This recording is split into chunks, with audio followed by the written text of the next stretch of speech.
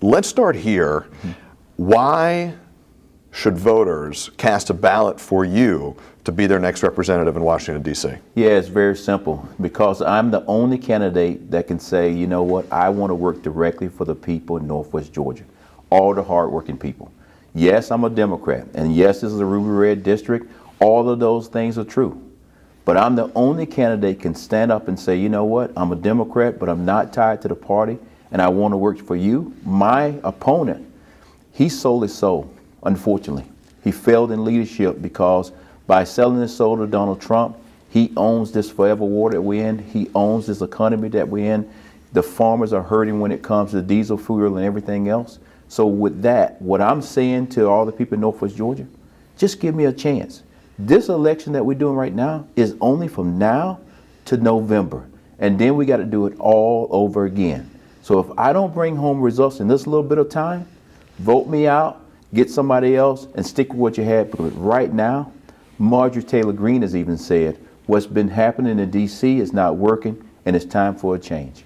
Sold his soul. You said your opponent, Clay Fuller, sold his soul. That's a pretty serious accusation. I know it. Why make that? Because I call a spade a spade. I tell the truth.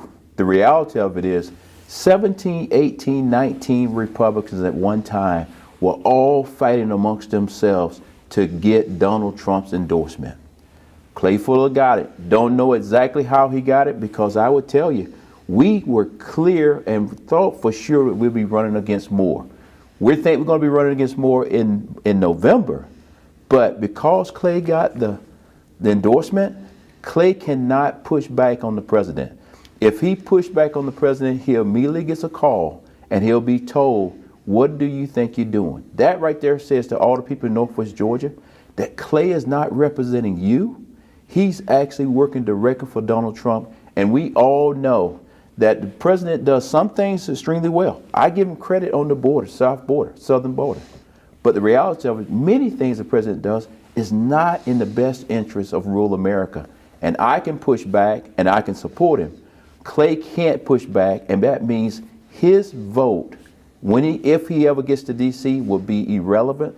And that's why my vote is so important, because Democrats and Republicans will want to talk to Shawn Harris to figure out where I'm going to land on any given day. You don't need me to tell you this. You pointed out yourself. This district is a consistently conservative district. You're a Democrat. You're trying to flip this district.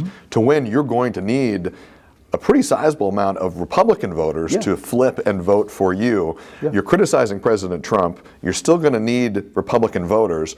What's the case you're making to those Republicans you hope to bring inside of your camp and get their support? Yeah, you know, I talk to Republicans every day, especially as a farmer. And the reality of it is everybody who knows me says, wait a minute, Shawn is a leader that's going to speak truth to power. And the reality of it is, like I just said, if Donald Trump and his administration is doing something right and it works for the district, I'm going to support it.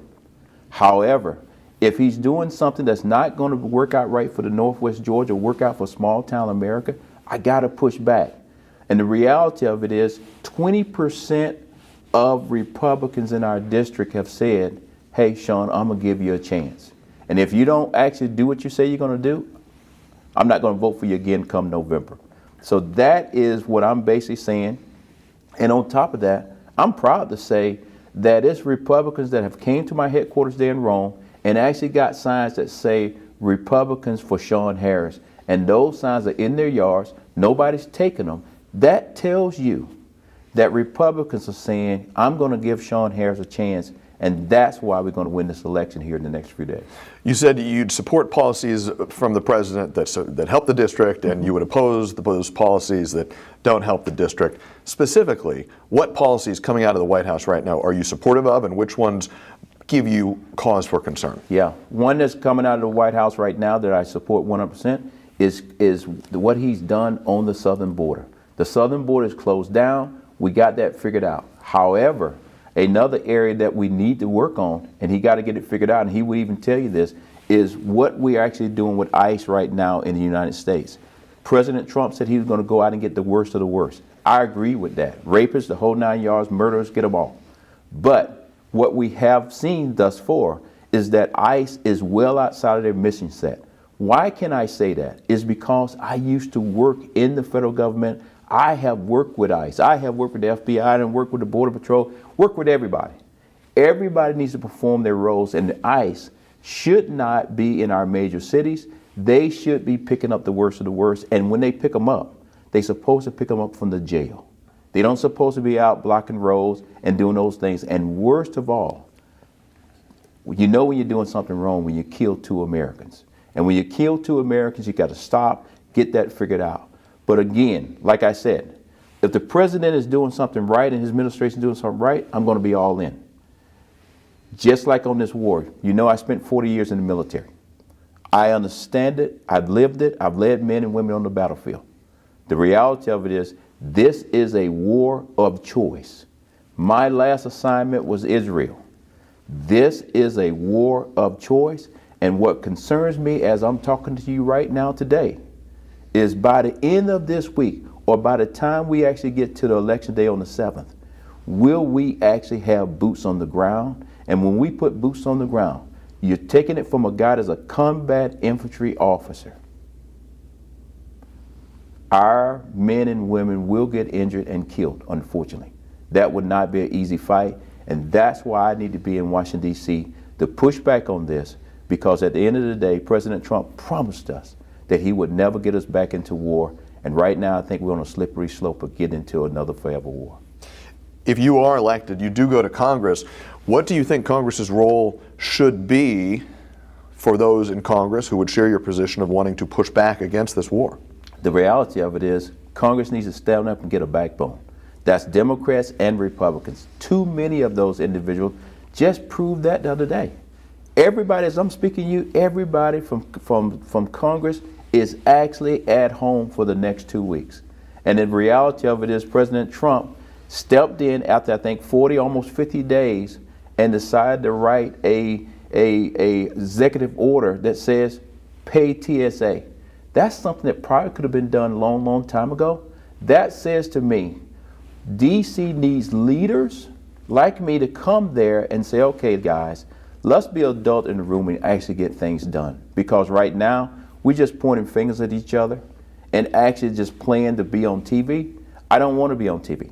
I want to roll my sleeves up, go to work, get things done, because too many people in Northwest Georgia are the ones that's being left behind. And like many of our people in Northwest Georgia, we're not in Atlanta, but most of us either drive to Atlanta, Georgia, or we drive to Chattanooga, Tennessee to some of the better jobs to be able to feed our families. Let me ask you, I want to ask you a little bit more about the ongoing shutdown, but I want to take a pause now just because you referenced Tennessee and ask you a little bit about some campaigning and some politicking. And I just want to read this directly, because your campaign put out a tweet this morning with at least that I had seen, a pretty new ad. You tweeted this out earlier today from your campaign account on Twitter, and you said that your opponent, Clay Fuller, wants you to trust him to protect this community, but, and this is a quote, when it mattered most, he wasn't ready to take a rapist to trial. That man walked free and hurt another woman. You said that is a failure with real consequences. Yeah. What is that about? Why release that? And I want to ask you this, because you and I have had conversations in the past where you had decried the sort of heated political rhetoric. Now, just a few days out from Election Day, you're putting that out. Do you stand behind that? I stand behind it 100%. And the reason why I stand behind it, because it's true. And that's the difference. My opponent, Marjorie, she used to put all kind of stuff out, and I can't say if it's true or not, but it was extreme. The reality of it is, Clay just saw that. We put that out now about 4 or 5 days ago. But we actually, it's been running on TV, it's been running on social media. Clay, I think on Saturday, put out a statement, and he said, hey, Shawn Harris is lying to you. The question I would say back to Clay, and I think I'll probably see him somewhere tonight, is this. If I'm lying, then where is the lie? Was the person not a rapist? Did the newspaper person that wrote the article in Chattanooga, was he lying? Did the judge, when the judge said the statement of saying, hey, you don't have your stuff together, you got to release this guy, was that a lie? And then when the individual got out of jail, during that period of time while he was out of jail, Did he go and beat another woman up and crush her face? If all those things are true, then where's the lie? The only reason I'm talking about it is because Clay loves to say that he's a warrior for Northwest Georgia. I know what a warrior is. A warrior doesn't drop the ball. And what Clay should be saying, a real leader would say, you know what? I messed up. I learned from it. I was a young attorney or a young DA and kind of move on. The reality of it is what Clay is starting to show us that he's doing the same thing that Donald Trump does.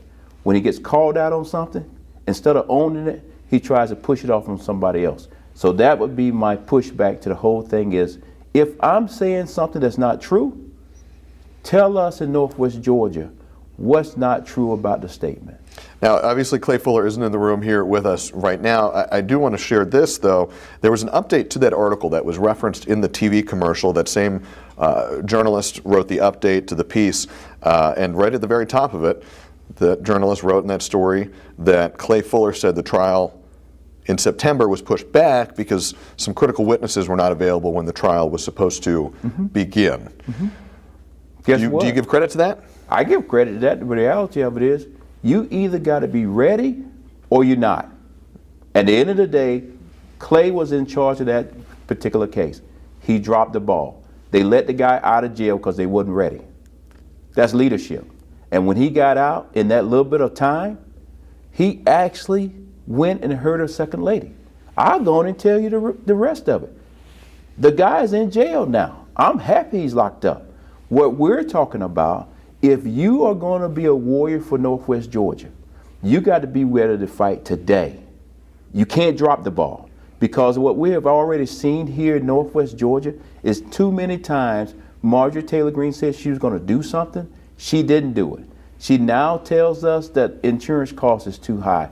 She actually told us that because her son or daughter turned 26 years old. She's now told us that, hey, the Epstein files, which I agree with her, need to be released. And then on top of that, she agrees with me that we're in the middle of a war of choice. Only thing I'm saying is, if Clay dropped the ball on this and don't want to own up to it, then what else he's going to drop the ball on? Because the other night when we did the debate, they asked him the simplest question it was. The number one industry in Georgia is agriculture. The number one industry in Northwest Georgia, agriculture. And he got the easiest question of, what are you going to do for the farmers? And he could not answer the doggone question. So how are we going to send somebody to Congress that don't even understand agriculture and understand farmers when that's the number one thing that we do in Northwest Georgia? Let's talk about the farmers, and let's talk about everybody in Georgia and around the country who is struggling with the cost of things right now. Yes. Affordability has become a buzzword. It's almost become cliche, but it is also a truism. People are worried about how much things cost right now. If you go to Congress, what do you do to make life more affordable? The reality of it, as soon as I get there, I'm going to be working every day to bring down the cost, because that cost right now is extremely high because of tariffs, but because we're in a war of choice. So what's killing most people right now in Northwest Georgia is every time they go to the pump. The day when I drove to you, I wanted to see you, but it hurt when I put that diesel in that truck to come up here to Atlanta today, because even though our governor has taken the tax off, diesel is still costing $4.99. That's without the tax. And if you put on top of that all the other costs that we have, that is why I want to go to D.C. One, to get us out of this war. That would bring down costs. But then on top of that, to work with others across the aisle to say, okay, what is affecting other rural communities? When it comes to health care, when it comes to everything across the board, what can we do to agree on some things to bring that cost down? And I believe when I get to D.C. as a Democrat, and a Democrat that's willing to reach across the aisle, I will find other Republicans that live in rural communities like us that will say, you know what, Shawn, I think I can work with you. You're a little bit different, and I think we can actually get these things passed. You bring up the war that we're currently in the midst of. Affordability concerns long predate this fairly recent conflict in the Middle East. What specifically would you do to lower those costs beyond trying to wrap up this ongoing conflict in the Middle East? Yeah, it's all about going back and looking at the big, beautiful bill. When you look at that big, beautiful bill, it's not that beautiful. A lot of things that have been said that was going to happen is not happening. The reality of it is our interest rates has continued to go up, even though President Trump wants them to come down. And that's why I'm saying when I get to Congress, we need more leaders like me to go there and say, what can we do? What can we agree upon? Because there's a lot to be agreed upon. The reality of it is we got a bunch of leaders in D.C., Democrats and Republicans, that they kind of like the status quo of chaos. I want to bring peace back to the situation. I want to bring a calmness back to the situation. I want to bring back a situation where we go into a room, close the doors, and we're not leaving out of the room until we come up with a compromise, because that's what the people of America are looking for, and specifically that's what the people of Northwest Georgia is looking for.